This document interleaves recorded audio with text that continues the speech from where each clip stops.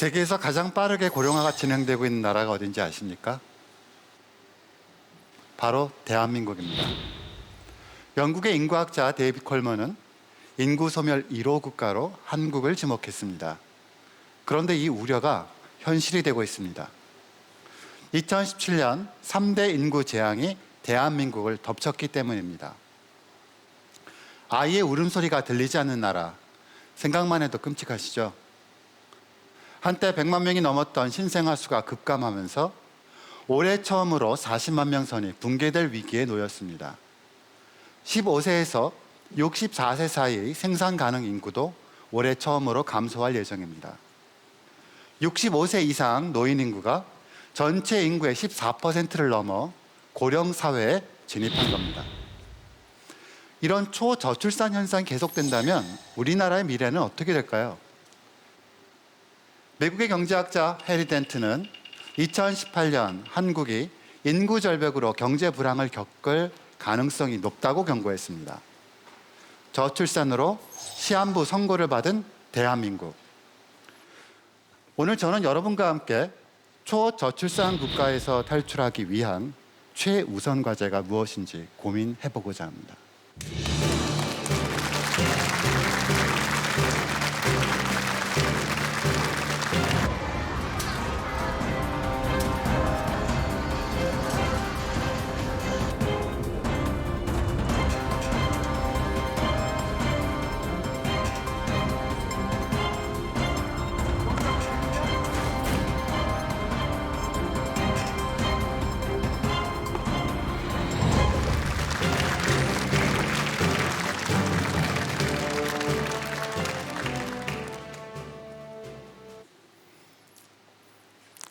지금 보시는 거는 저희 집 가족 사진입니다.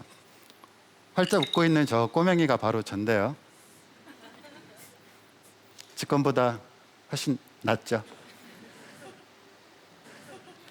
저는 4남매 중 막내입니다. 위로 형과 누나 2명이 있습니다. 지금 보면 형제가 참 많다 싶지만 친구들 중엔 그나마 제가 없는 축에 속했습니다. 당시엔 한 집에 형제들이 적어도 7씩은 있었거든요. 여러분 이 포스터들 생각나십니까?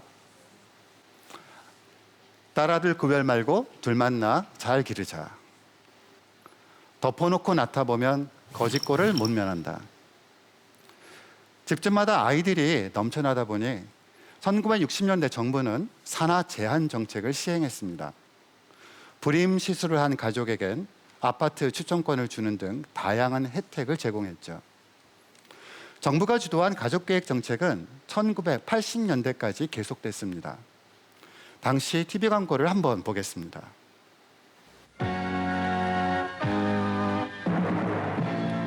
안녕하십니까. 정한웅입니다. 인구 문제 어떻게 생각하십니까?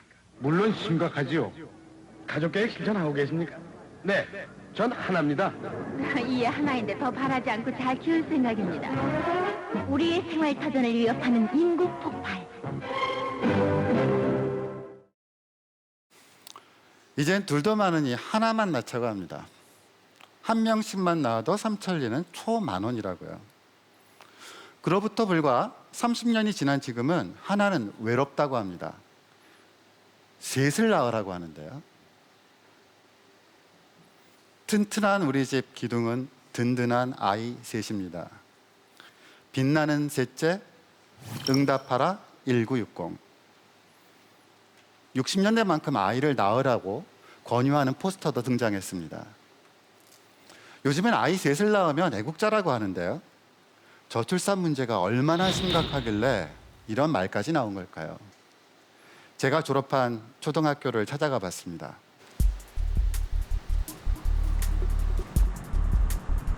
경기도 파주시.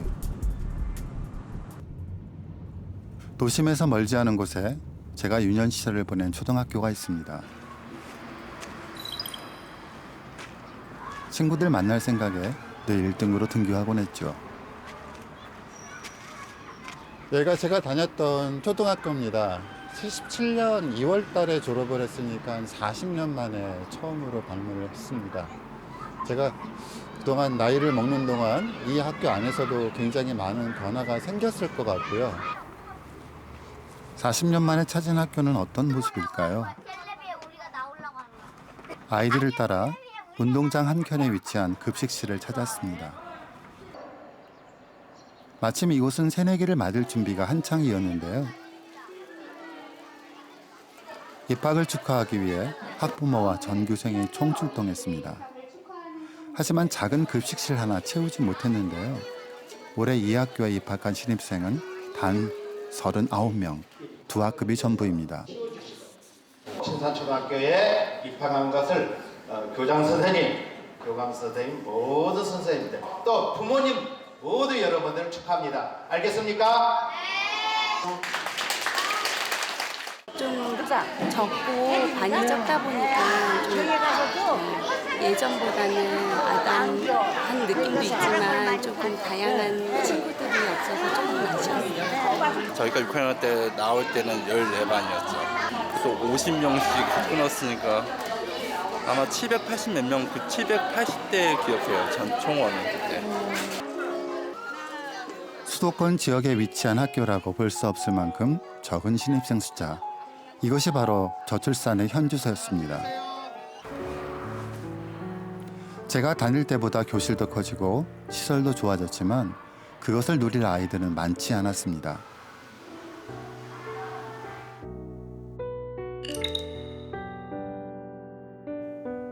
저는 71년도에 신산초등학교에 입학했는데요.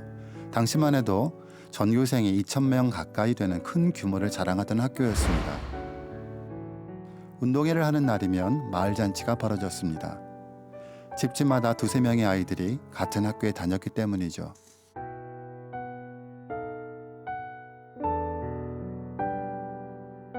한 반에 평균 60명이 넘던 시절, 교실은 콩나물 시루라는 별칭으로 불리기도 했습니다. 넘쳐나는 아이들을 감당할 수 없어 오전반과 오후반으로 나눠 수업을 진행하기도 했었죠.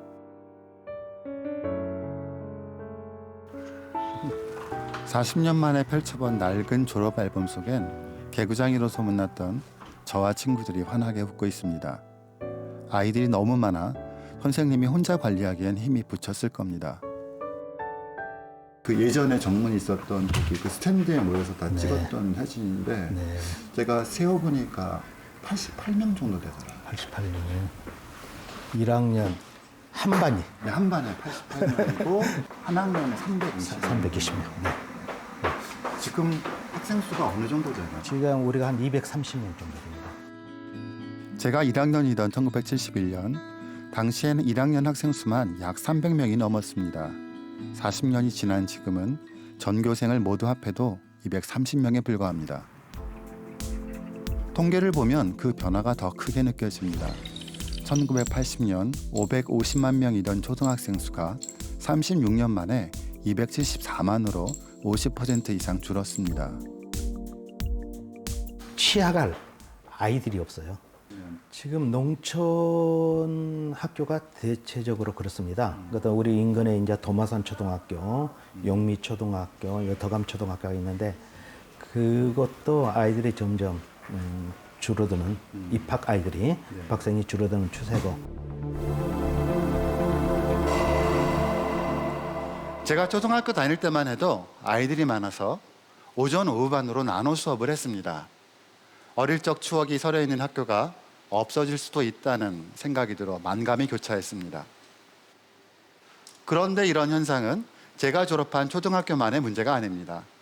전국 초등학교 5곳 중 한 곳은 올해 신입생이 10명도 되지 않는다는 사실 알고 계십니까? 입학생이 단 한 명도 없는 초등학교도 무려 93곳에 달합니다. 1982년부터 지난해까지 폐교된 초등학교는 500개나 됩니다. 초등학교뿐 아니라 중고등학교까지 줄줄이 폐교되고 있습니다. 그런데 이런 추세는 앞으로도 계속될 것 같습니다. 이건 OECD 회원국의 합계 출산율을 비교한 그래프입니다. 합계 출산율이 가장 높은 나라는 이스라엘입니다. 평균 3명의 자녀를 낳는다고 합니다. OECD 평균은 1.68명인데요. 그런데 우리나라의 합계 출산율은 1.17명으로 OECD 회원국 중 최하위입니다. 그렇다면 여러분, 고령화 속도가 가장 빠른 나라는 어느 나라인지 아십니까? 안타깝게도 대한민국입니다. 65세 이상 인구 비율이 7% 이상인 고령화 사회에서 20% 이상인 초고령화 사회로 가는데 프랑스는 157년 걸렸고요. 우리보다 일찍 고령화를 맞은 영국은 100년, 또 고령화가 빠르다고 알려진 일본도 37년이 걸렸습니다. 그런데 우리나라는 27년밖에 걸리지 않는다고 합니다. 다른 나라들은 마라톤 선수처럼 달리는데 한국은 인간탄환 우사인 볼트처럼 초고령 사회를 향해 질주하고 있는 겁니다. 왜 이런 현상이 벌어지는 걸까요? 사회학자인 저는 깊은 의문에 빠졌습니다. 그 답에 대한 실마리를 제 일상의 사소한 변화에서 발견할 수 있었습니다. 매년 이맘때쯤이면 졸업한 제자들이 학교를 찾아오곤 합니다. 교수님, 저 결혼해요 하고요. 근데 최근 몇 년간은 청첩장을 들고 오는 녀석들이 눈에 띄게 줄었습니다. 그만큼 청년들이 결혼을 하지 않는다는 의미겠죠. 여러분 혹시 결혼 빙하기라는 말 들어보셨습니까? 결혼을 하는 숫자가 줄어들어서 생긴 신조어입니다. 지난해 부부의 연을 맺은 커플은 28만 쌍입니다. 혼인 건수가 30만 건 아래로 떨어진 건 처음입니다. 96년 정점을 찍은 후로 결혼하는 커플이 계속 줄고 있습니다. 그렇다면 청년들은 왜 결혼을 하지 않는 걸까요? 그들의 속사정을 들어봤습니다.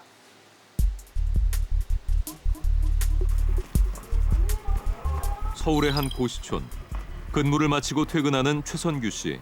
그의 손엔 한 끼 식사가 들려있다.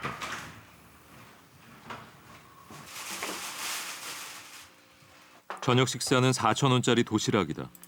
평소에 비하면 호사스러운 식사다. 이거는 4,000원짜리고요. 네, 근처에 이제 고시 식당들이 많아서 2,500원, 3,000원짜리 밥들도 있고요. 이제 제육덮밥이라 좀 비싸서 4,000원입니다. 보증금 500만 원에 월세 40만 원짜리 단촐한 방. 서울의 살인적인 월세를 감당하기 힘들어 친구와 함께 생활하고 있다. 선규 씨는 6개월 전에 지하철 스크린도어 정비 일을 시작했다. 힘들고 위험한 일이지만 월급은 많지 않다. 제일 적었던 게 작년 12월 달에 이제 130, 그러니까 이제 수령액으로 세후로 130 정도를 받았고요. 많이 받게 되면 이제 많이 받는 때가 저희가 설하고 추석 있을 때인데 그럴 때는 이제 보너스 합쳐서 한 220 정도. 월세와 공과금, 학자금 대출까지 갚기엔 빠듯하다. 모은 돈이 없다 보니 4년간 사귄 여자친구가 있지만 결혼은 꿈도 꾸지 못한다.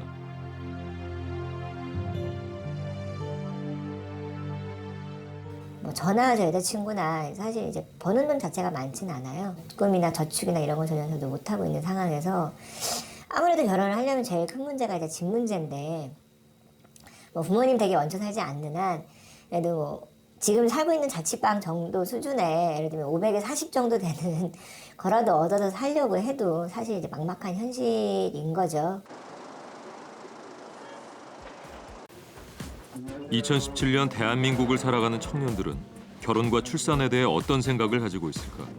그들의 솔직한 이야기를 들어봤다. 정확하게 자기를 진단해보면 어떤 경우라고 생각하세요? 결혼을 미루고 있다? 아니면 사실상 결혼을 마음속으로는, 그러니까 연애란 별개의 문제로 결혼을 포기하고 있다.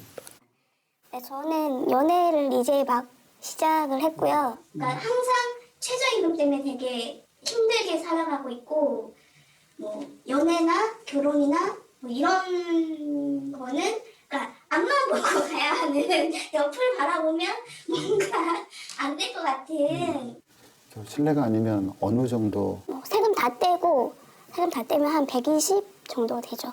파견직으로 다니고 있고요. 지금 아직 1년 안 되고 재계약 하려면 이제 몇 달 남았는데 결혼 날짜가 잡혔는데 회사에 말을 못하고 있는 상황이에요.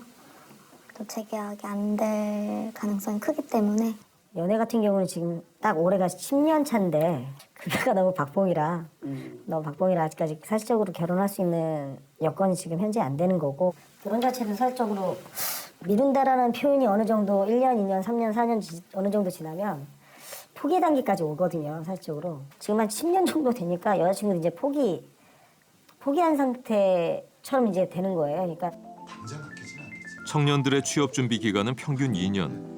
취업을 한다고 해도 비정규직이 대부분이다. 정규직과 비정규직의 엄청난 임금 격차로 청년들에게 결혼은 사치가 돼버렸다.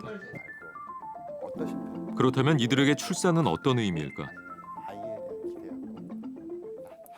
여자친구 같은 경우는 이제 외동으로 자라서 이제 어릴 때부터 이제 나중에 커서 결혼하면 아이를 5을 낳아서 키우겠다가 이제 꿈이었다고 하더라고요. 뭐 비용 문제도 그렇고 뭐 현실적으로 불가능하다고 보기 때문에 나도 빨리 애기 낳고 싶다라는 생각이 너무 강한데 이게 현실적으로 지금 나와서 뭐 어떻게 할 건데 라고 하면 답이 없거든요.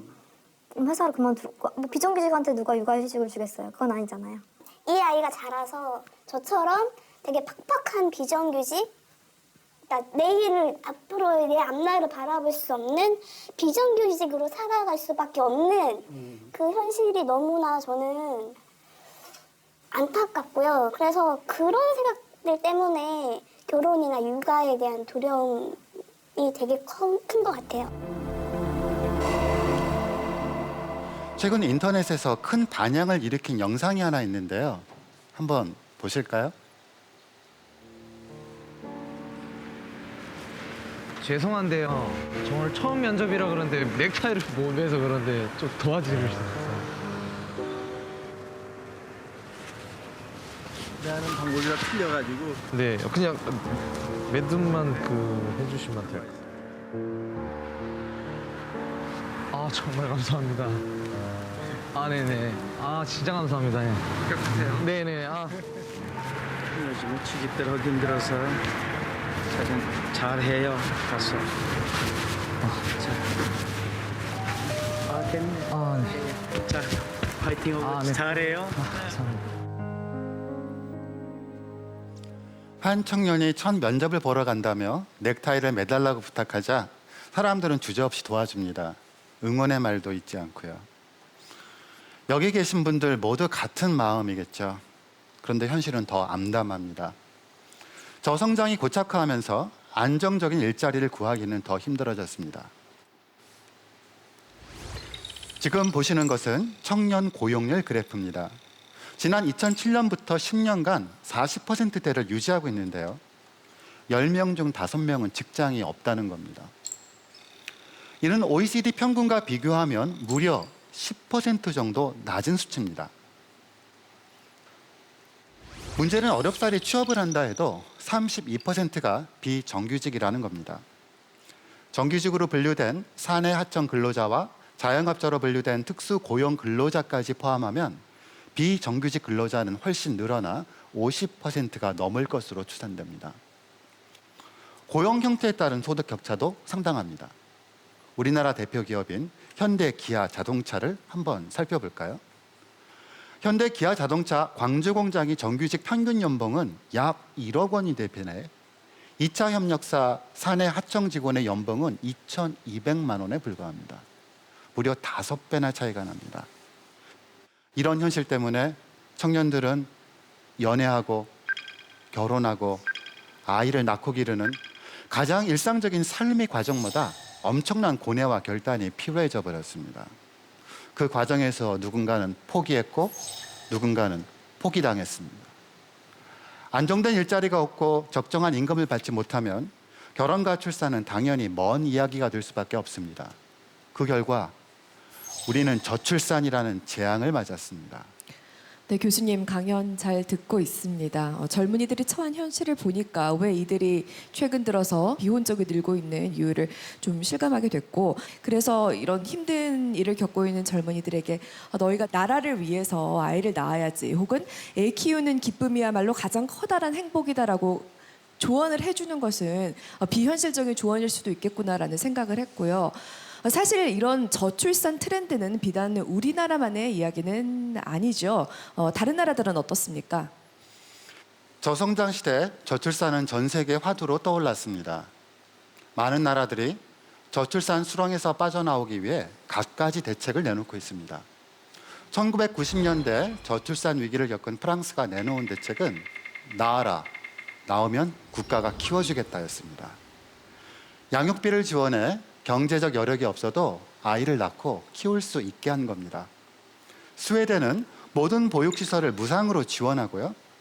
영국에서는 부모들이 육아에 전념할 수 있도록 근무 시간을 탄력적으로 운영하고 있습니다. 상대적으로 여성의 사회적 지위가 낮은 인도에서도 여성들의 출산 휴가를 3개월에서 6개월로 늘렸습니다. 조금 황당한 대책을 발표한 나라도 있었습니다.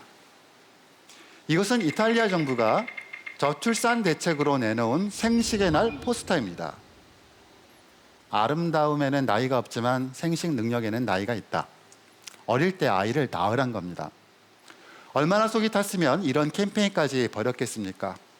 그런데 이 광고는 일자리가 없어서 결혼과 출산을 하지 못하는 청년들을 배려하지 않았다고 비난을 받았습니다. 14억 인구를 자랑하는 중국도 저출산 문제를 피해가지 못했습니다. 생산 가능 인구가 급격히 줄어들자 중국 정부는 35년간 엄격하게 추진해온 한 자녀 정책을 폐지했습니다.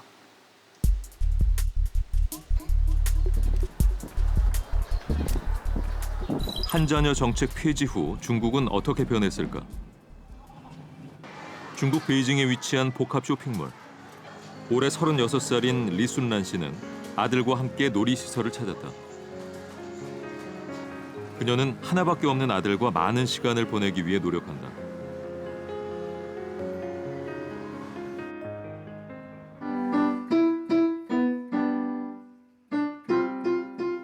리 씨 부부는 맞벌이로 한 달에 500만 원 이상을 버는 중산층이다. 하지만 이들은 둘째 아이를 원치 않는다. 교육에 들어가는 비용이 부담스럽기 때문이다. 一个孩子一年大概得7、8万吧，我觉得，因为要学钢琴课，一节钢琴课40分钟150块钱。 한 자녀 정책이 폐지된 지 1년. 중국 정부의 기대와 달리 출산율은 크게 증가하지 않았다. 나날이 치솟는 육아와 교육 비용이 새로운 산화 제한 역할을 하고 있는 것이다. 不想生二胎的挺多的，对对对。但是好多都是那种，我周围有的都单独都是那个双独，然后他们要养4个老人再养孩子，他们没有那个经济能力了。 14억 인구 대국 중국이 저출산으로 몸살을 앓고 있다. 전문가들은 중국의 심각한 인구 위기가 닥쳤다고 말한다. 我们到2020年，差不多呢，每4个中国人就差不多就有1个。从2000年到2020年，我们这个老龄化速度是非常快的。我们到2030年，假如我们的生育率水平得不到回升，我们差不多呢35%左右的中国人是60岁以上的这个老年人。 베이징의 한 아파트 밀집 지역에 위치한 개미촌. 일명 취업 모텔로 불리는 이곳엔 방마다 10여 개의 침대가 놓여 있다. 주로 일자리를 찾아 베이징에 온 지방 출신 대졸 청년들이 모여 살고 있다. 베이징의 살인적인 집값과 물가 탓에 이곳이 아니면 구직 활동은 엄두도 내지 못하기 때문이다. 大概1年吧，1年，是老家的一个大学。是什么大学呢？聊城大学。现在暂时没工作，还在找呢。 이들과 함께 현장에서 면접과 채용이 진행된다는 인재 시장을 찾았다. 이곳은 언제나 직업을 찾으려는 청년들로 발디딜 틈이 없다. 지난해 중국의 대학 졸업자는 1,200만 명이 넘는다. 취업 전쟁이 치열해지면서 중국의 청년 실업난은 갈수록 악화되고 있다. 일자리를 얻지 못한 중국 청년들에게 결혼은 후순위가 됐고 이는 만혼으로 이어졌다. 北京、上海很多这个女孩子结婚，差不多27岁、28岁，那么她再生，她基本要30岁，所以初婚年龄啊，会影响到这个我们生育率下降很重要的一个方面。 중국 당국도 저출산의 위기를 해결하기 위해 팔을 걷어붙였다. 리커창 총리는 신규 취업자 수를 1,100만 명으로 끌어올리겠다고 발표했다. 6.5左右的增速，稳增长，根本。因为就业对一个13亿人口的大国来说是最大的民生。 중국의 생산 가능 인구는 2011년을 정점으로 급격히 줄고 있습니다. 생산 가능 인구 감소가 가져오는 가장 큰 문제는 경제의 성장 동력을 떨어뜨린다는 겁니다. 일을 하는 사람이 줄어든다는 것은 곧 돈을 벌고 쓸 사람이 줄어든다는 것을 의미합니다. 이는 장기적으로 인구 감소, 내수 위축, 생산 감소, 경기 침체라는 악순환을 벗어날 수 없게 만듭니다. 그렇기 때문에 중국이 한 자녀 정책 폐지라는 초강수를 둔 것이죠. 최근에 대학생들을 보면 졸업을 늦추면서까지 취업 준비들을 참 많이 하고 있습니다. 그러한 원인들이 그 저출산의 원인의 또 다른 원인이 아닌가 그렇게 생각을 하는데 교수님 생각은 어떠십니까? 요즘은 바로 1년 만에 취업하는 경우가 거의 드물고 몇 년씩 취업 준비를 하기 때문에 지금 통계에 따르면 대학교 졸업자들이 취업하기 위해서 준비하는 평균 기간이 2년이라고 합니다. 최소한의 결혼 비용을 모으기 위해서 또 몇 년간이 걸리고요. 그러다 보니 1920년대 평균 초혼 연령은 20세 미만이었습니다. 남녀 모두요. 그런데 2015년 남녀 모두 평균 초혼 연령이 30세를 넘겼습니다. 30세를 넘길 수밖에 없는 사회 구조 속에 사람들이 있는 거죠. 그러다 보니 첫 아이를 평균 31살에 낳습니다. 세계에서 가장 첫 아이를 늦게 낳는 나라에 속합니다. 일본은 우리보다 앞서 저출산 고령화라는 긴 고통의 터널을 지나고 있는데요. 저출산 위기를 탈출하기 위해 일본은 어떤 노력을 기울이고 있는지 살펴보겠습니다.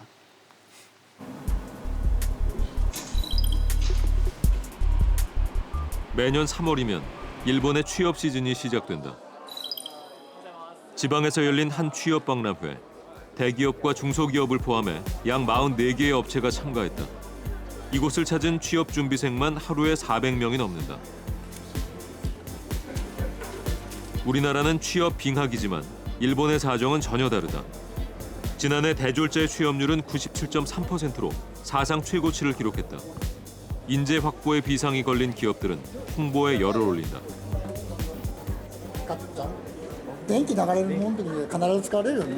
押すとメスがあってさ、ガッチャンってこうつなげるような。 저출산의 여파로 젊은 인력이 크게 부족해진 탓에 청년 구직자들은 쇼핑하듯이 기업을 선택한다. 自分なりにはやはり一つの業種に絞らず幅広くその業界とか考えるためになるべく多くの企業さんを回らせていただいております。自分がいいなって思う企業であれば大企業中小企業関係なく、はい、そのいいなっていうところはどの辺ですかね。自分のやりたいことができるとか、その雰囲気がいいとか。 상황이 이렇다 보니 일본 전체 기업의 99.7%를 차지하는 중소기업들은 인력 채용에 사활을 걸 수밖에 없다. 신입사원의 높은 월급을 내세우는 한 중소기업. 今皆さんいろんな企業が苦労していらっしゃるんですけども、その中で少しでも、魅力を感じていただけるものがあればということで、私たちのちょっと魅力の一つでもあります初任給が高いよというところを提示していこうかなというふうに考えて貼ってあります。 업무 경험이 없어도 괜찮다. 문과와 이과 상관없다. 중소기업들은 이처럼 회사의 강점을 내세우며 청년 구직자들의 선택을 받기 위해 안간힘을 쓰고 있다. 男女関係なく優秀であれば取りたいっていうのは基本的にあるんですけど、ぜひ女性も積極的には活用していきたいなと思っています。状況としては学生さん有利な売り手市場が続いていますので、学生とすれば大手企業様に興味を結構持ち合わせながら今活動をされているのが目立ちます。 박람회에 참가한 한 중소기업을 찾아가 봤다. 커넥터 자동화 장비를 설계 제작하는 산쇼 MEC. 사원수 285명, 연간 매출 1,030억 원에 달하는 탄탄한 회사다. 신입사원 임금은 모든 수당을 합해 300만 원이 넘는다. 청년 구직자들을 모집하기 위해 급여를 대기업 수준으로 끌어올린 결과다. 多分大きな企業に比べたら良くないこともあると思うんですけれども、富山県にある会社としてはもう十分な会社だと思いますし、女の人が少ない業界ではあるんですけど、すごい皆さん優しく接してくれますし、女性の先輩方もたくさんおられるので、相談しやすくてとてもいいなと思います。 일본의 대기업과 중기업의 임금 격차는 줄어들고 있는 추세다. 인건비를 높여 젊은 인력을 구해야만 회사의 기술을 유지하고 발전시킬 수 있기 때문이다. 大手さんがだいたい大卒で初任給20万から21万で、それより下回るということは、それより特に中小企業ですから優秀な人材が取れないということになって、会社の技術力を維持するというのは非常に難しくなると思うんです。 현재 일본이 겪고 있는 구인난은 그만큼 청년이 귀하다는 증거입니다. 생산 가능 인구 감소가 한계에 달았다는 위험 신호입니다. 왜 그런 걸까요?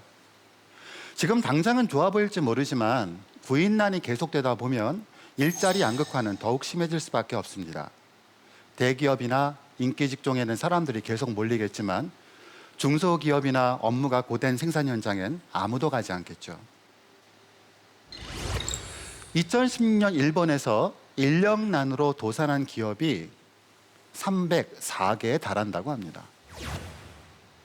사람을 구하기 위해 무리하게 임금 인상을 추진하다 문을 닫은 기업도 24개나 됩니다.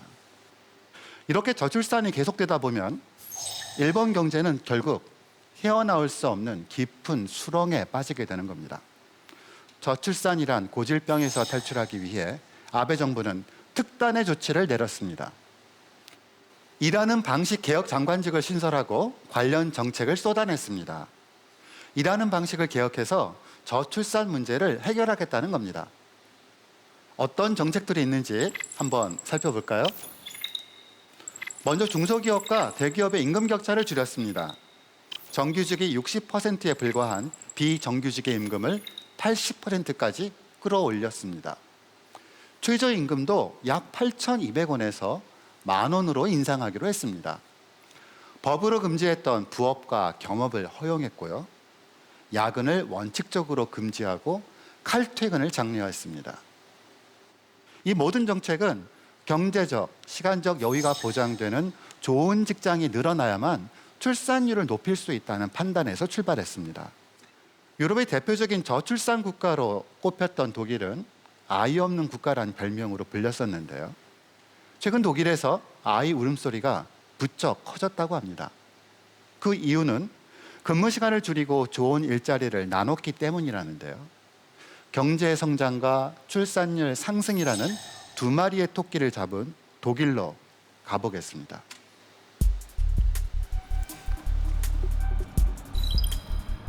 독일 뮌헨에 위치한 델로. 1961년 설립된 이 회사는 자동차 유리, 플라스틱 등 다양한 산업에 쓰이는 특수 접착제를 개발하고 생산한다.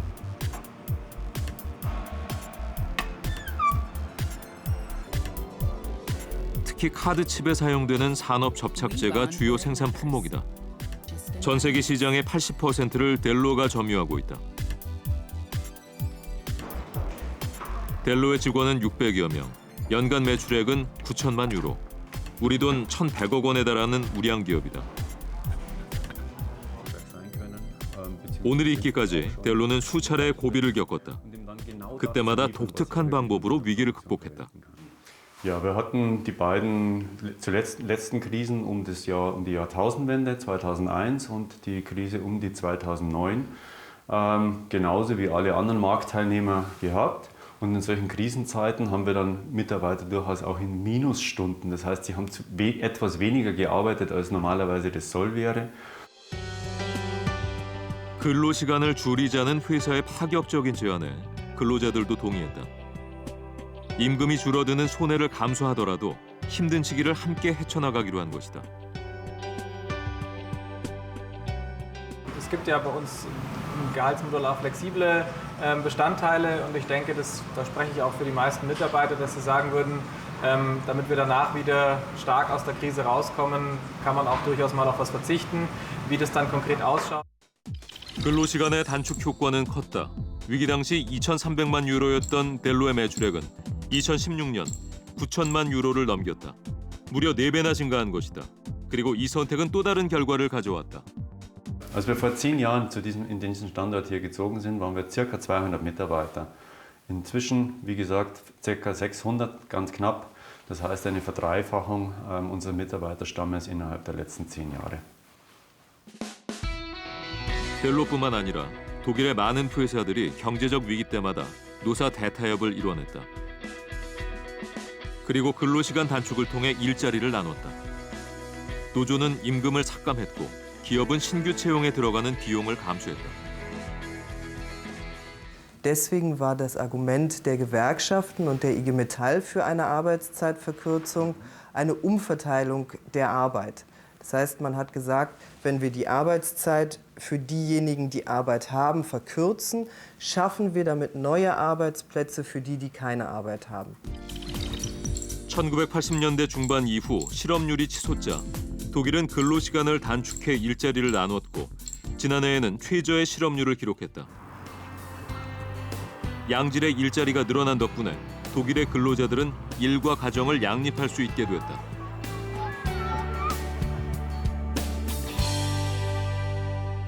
저는 90년대 초반 독일에서 8년간 유학 생활을 했습니다. 제가 살던 아파트 주차장에서 가장 흔하게 볼 수 있는 차는 폭스바겐이었습니다.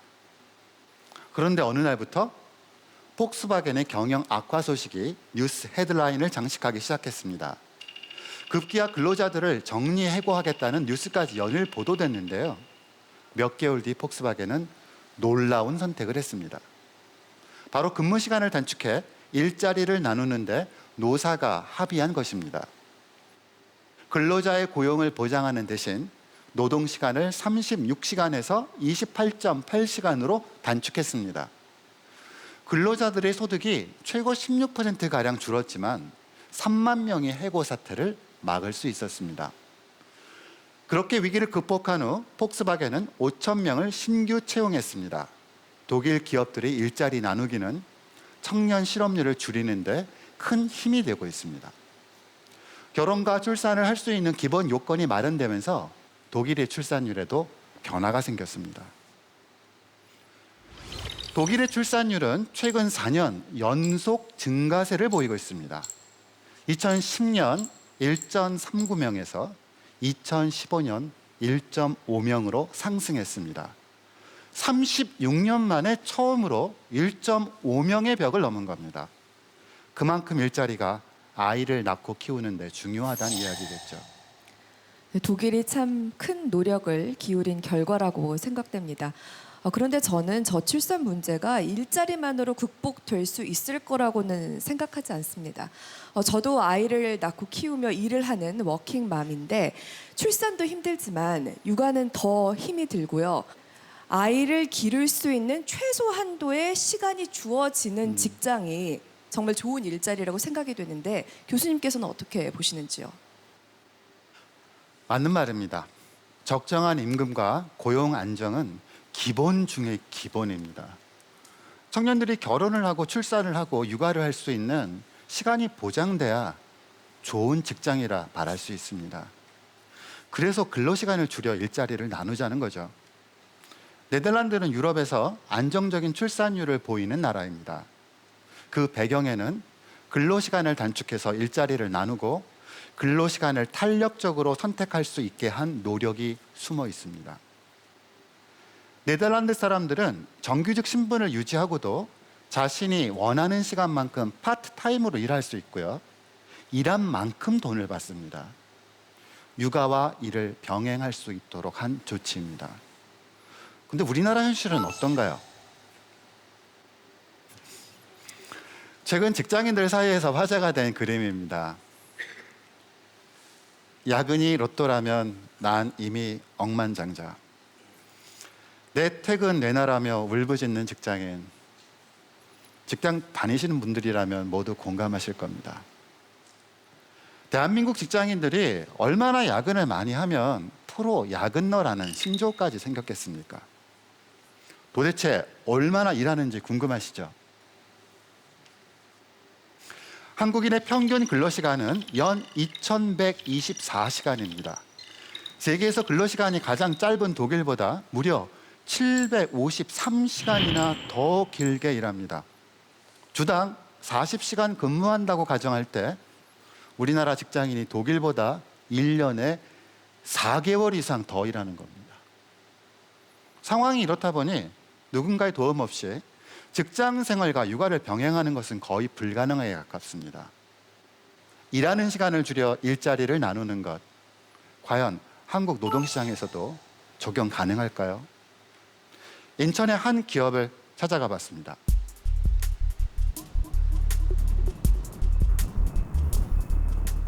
인천광역시에 위치한 종합목재업체 선창산업. 근로자 수가 540명인 중견기업이다.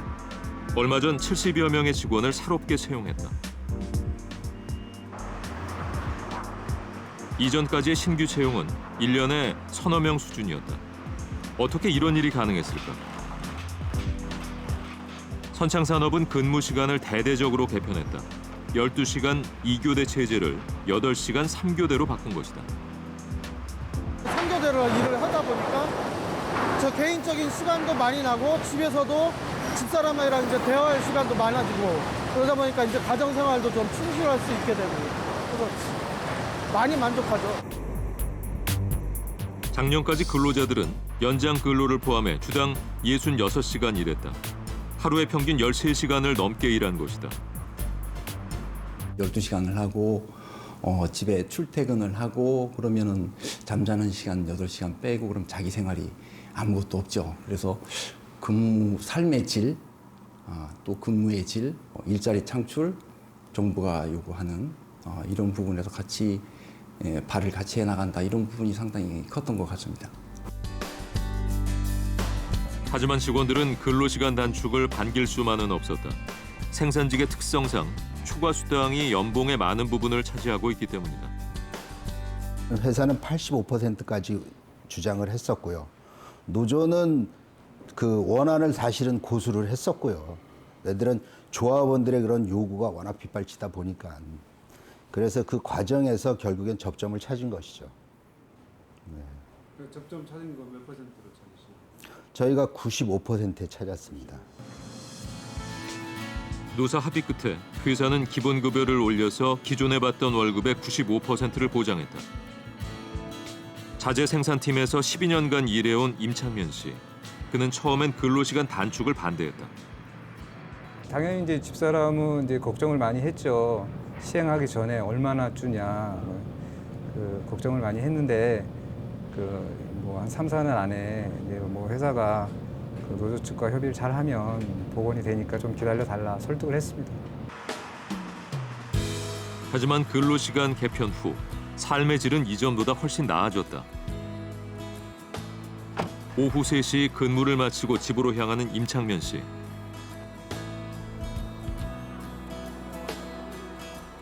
퇴근이 이르다 보니 아이와 함께 보내는 시간도 늘었다. 자연스럽게 아이들과의 대화도 많아졌다.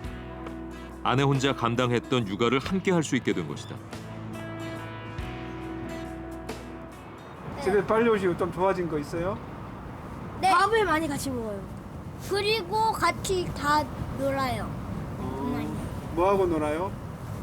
축구나 술래잡기. 이반은 규민이. 그는 가족과 함께 보내는 시간이 얼마나 소중한지 알게 됐다고 한다.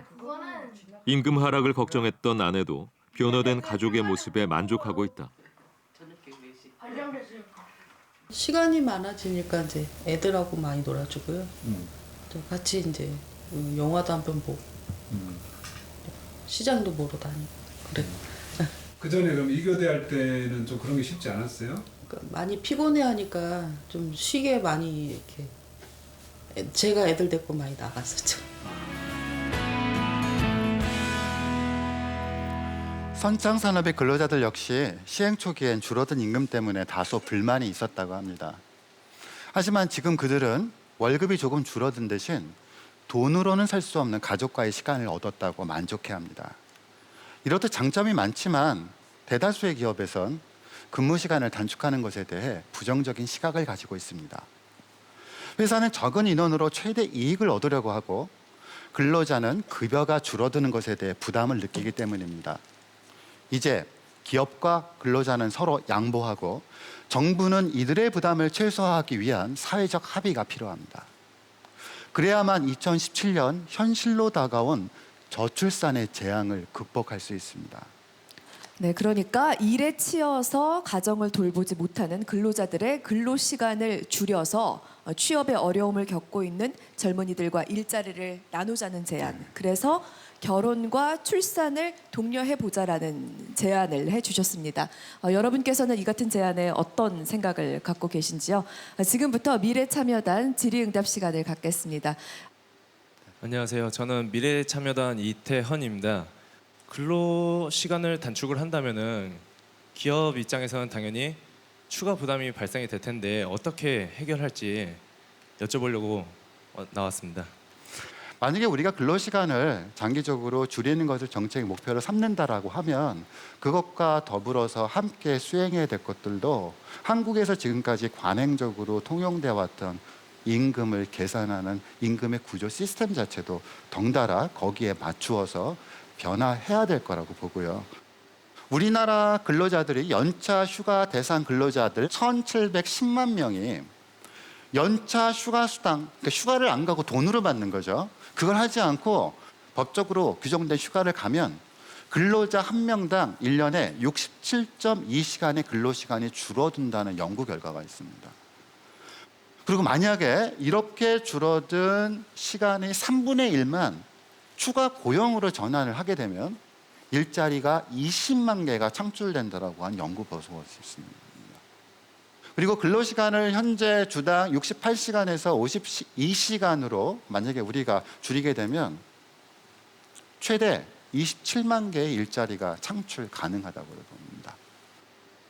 근로시간을 단축한다고 하면 가족과 여가 생활을 가져서 뭐 긍정적인 면도 있겠지만 그런 놀자라는 분위기가 확산이 된다면 경제 성장에 방해가 되진 않을까요? 한국에서 처음으로 주 5일 근무를 시작할 때만 해도 굉장한 사회적 우려가 있었습니다. 큰일 난다. 한국 경제 제대로 되지 못한다. 근데 그 우려만큼 실제로 일은 일어나지 않았습니다. 노동시간이 줄어들게 되면 오히려 내수가 줄어드는 것이 아니라 내수 시장이 확대될 가능성도 있다. 미래참여단 윤준서입니다. 제 나이가 28살인데요.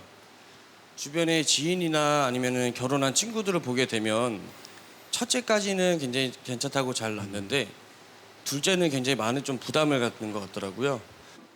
아이를 여러 명 낳고 싶은 계획이 있었던 사람들도 아이를 한 명 낳고 나면 이거 생각했던 것보다 양육비가 너무 많이 들어가는 거야. 아이를 한 명 더 낳았을 때, 더 낳는다고 했을 때 우리가 추가적으로 부담해야 할 경제적인 부담은 예상보다 훨씬 더 크다라는 걸로 실감을 하게 되고요. 자, 거기서 또 우리가 하나 생각해 봐야 될 문제가 있습니다. 적어도 아이를 더 낳고 싶은 의지가 있고 아이를 더 낳고 싶은 사람이라고 하면 물론 아이를 낳는 건 개인적 결정입니다. 하지만 아이를 양육하는 건 그건 어디까지나 개인의 몫으로 돌리면 안 되고 그때부터는 사회가 책임져야 된다는 생각을 해야만 합니다. 왜냐하면 인구가 재생산되고 저출산 문제가 해결되지 않으면 우리 공동의 미래가 위협받고 있기 때문인 거죠. 인구가 적어짐으로써 이제 앞으로 일자리를 충당할 그런 기술들도 많이 발전을 하고 오히려 쾌적한 사회가 될 수 있다. 그래서 더 나은 사회로 발전하기 위해서 지금 겪는 이런 고령화 같은 것들이 어떻게 보면 성장통이라고 할 수도 있다는 그런 의견을 들은 적이 있는데요. 이에 대해서 교수님의 생각은 어떠신지 궁금합니다. 한국은 너무 빨리 고령화가 되고 있고요. 그리고 저출산 문제도 마찬가지인데요. 너무 빨리 저출산 현상이 나타났습니다. 그 속도가 문제입니다. 한국에서 출생아 수가 가장 많았던 것이 1971년생이 신생아 출생아 수가 가장 많은 정점입니다. 제가 기억하기로는 한 104만 명인가 그럴 텐데요. 작년에 40만 명 겨우 넘었습니다. 1971년과 2015년 사이에 60%가 줄어든 거죠. 이 속도가 문제예요. 속도는 정말 우리한테 심각한 재앙을 낳을 수 있거든요.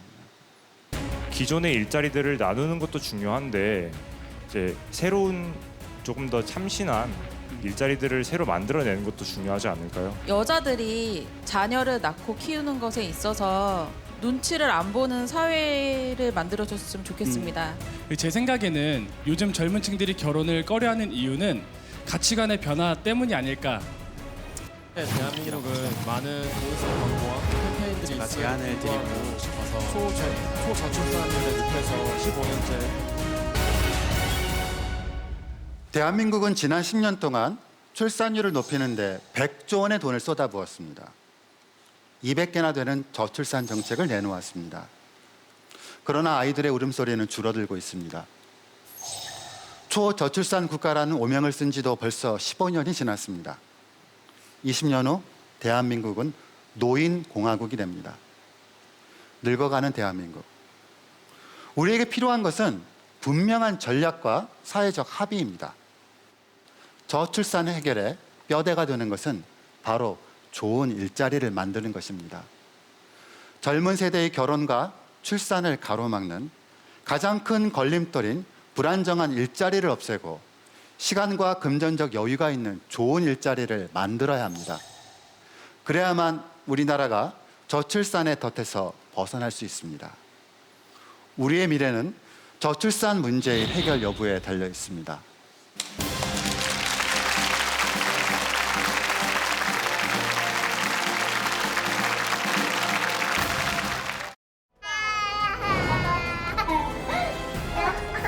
이렇게 내가 없어지는구나.